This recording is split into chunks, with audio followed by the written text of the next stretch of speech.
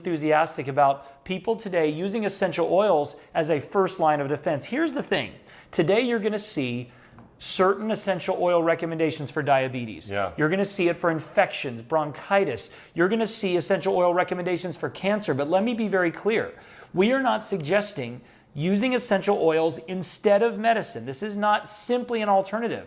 But let's face it, when you have an infection, before you go to the doctor, wouldn't it be great to do something? Yeah, if you've got a fever, before you take your child to the doctor, wouldn't it be great to do something? Having some power within ourselves to take control. So this is not about use this instead of that solely. In many cases, you can do that, but we're trying to meet you where you are. And if you're under medical treatment, for example, diabetes, what we're going to share with you can augment that because these are natural, these are historical, and they're powerful. Jordan, let's jump in and talk about inflammation.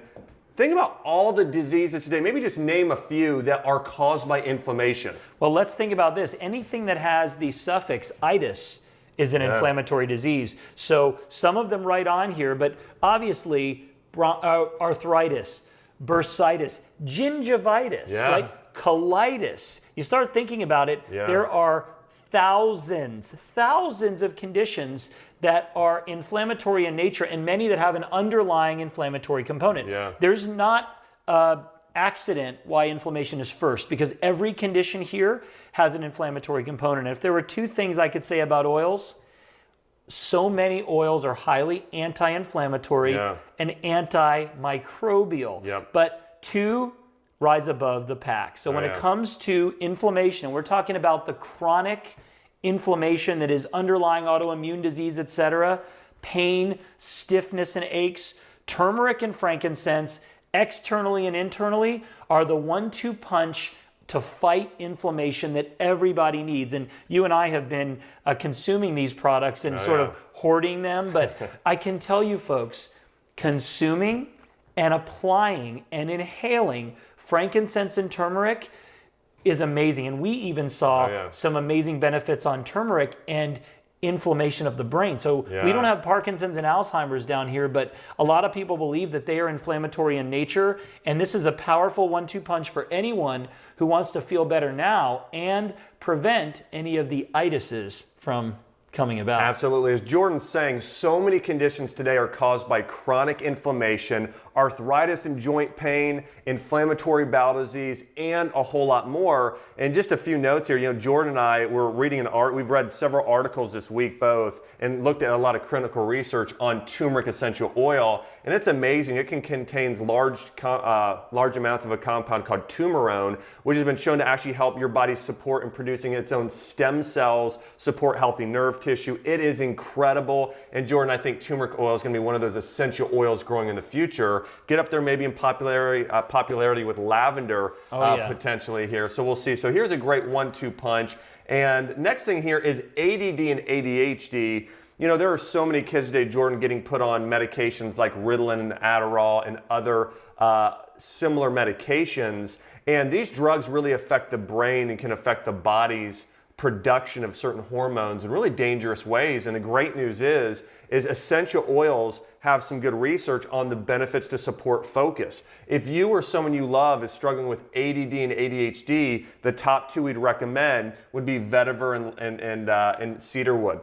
You know, vetiver, there was a study done where they actually found that it had the highest effective rating of all essential oils at treating ADHD. Second was cedarwood. Third was lavender. Now, there were many essential oils they didn't use in the study, but Jordan, if I myself am having trouble focusing or had a child do that, again, vetiver and cedar would be 1 and 2. If they are hyperactive, doing chamomile and lavender can be great things to add. And if they're having trouble with memory, then rosemary oil is absolutely one of the best. So when it comes to ADD and ADHD, vetiver, cedarwood, as we're talking about, are the top two you want to be using on a regular basis. That's amazing. And we know that cedarwood has a history that dates back to the Bible. And what I love about essential oils, they are so safe for children because you can diffuse them. So you can diffuse essential oils while the children are asleep.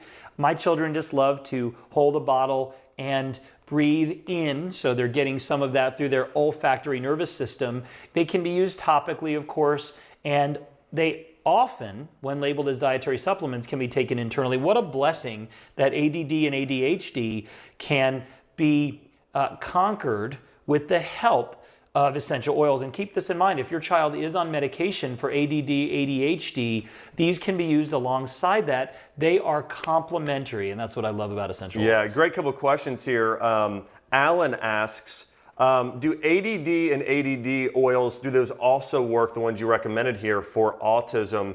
You know, I would say that autism, if we're really looking at the root of what's causing it, a lot of times that starts in the gut. But I would say from a behavioral standpoint, yes, these essential oils could absolutely show a lot of benefits. And I would really highlight especially vetiver, cedarwood, again, rosemary, as I talked about, lavender and chamomile, all beneficial. And sometimes also doing things, remember, to support the gut health, probiotic foods, bone broth, these things are also really going to help in supporting the body there as well. All right, Jordan, let's talk about blood pressure here.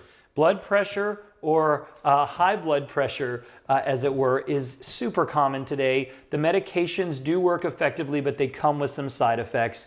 And blood pressure is not really something that is always elevated or is always low. Yeah. Bottom line, you can be hypertensive, hypotensive, and sort of go back and forth. And so what I love about lavender and rosemary, not only does it have multifunctional, multi-systemic benefits, but lavender is great to de-stress you. So yes, let your pulse rate go down, help you relax, sort of just take a deep breath. And rosemary invigorates the mind and also is a powerful antioxidant. So this is a great 1-2 punch. I like mixing them together. You can certainly apply them topically. I've said many times I use lavender and rosemary. I pour it on my head every day. What I've been doing recently is in my shower, I have shampoos and all different samples I've been getting over the years, and I'll add extra essential oils to it. So now I'm doing lavender and rosemary in shampoo and conditioner, and just making sure each time when I open to inhale, and I'm pouring drops in the shower so that they can vaporize. So these are really awesome. Yeah, Jordan, I mean,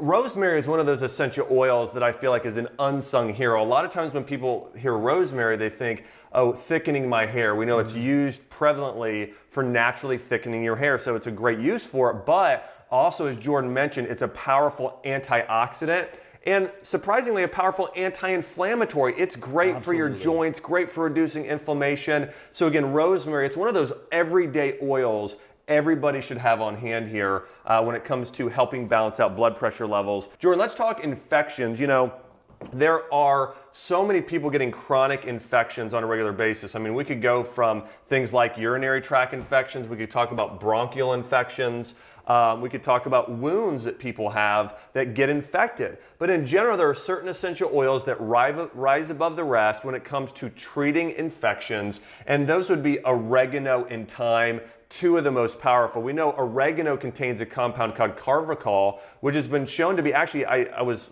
reading a study where they were comparing different herbs and oils, and they found oregano to be the strongest in terms of some of its antifungal properties. So powerful at treating infections. And then thyme oil contains a compound, there's actually two types of thyme, but the most prevalent one, it contains thymol and carvacol, which is found in oregano, and it is a really powerful oil for antimicrobial properties, also for supporting the immune system. So again, for fighting infections, oregano and thyme are two great oils. And how you might use this, if you're going to use it topically, make sure you mix those with a carrier oil, mix it with a lot of coconut oil, rub it on your chest as almost like sort of a rub, or if you have an infected site on your body, you might add the drops directly to that area more neat in that area. Or if you are going to take them internally, I want to just give this warning. These are really powerful in terms of their antimicrobial properties. You don't want to go overboard. Typically a maximum of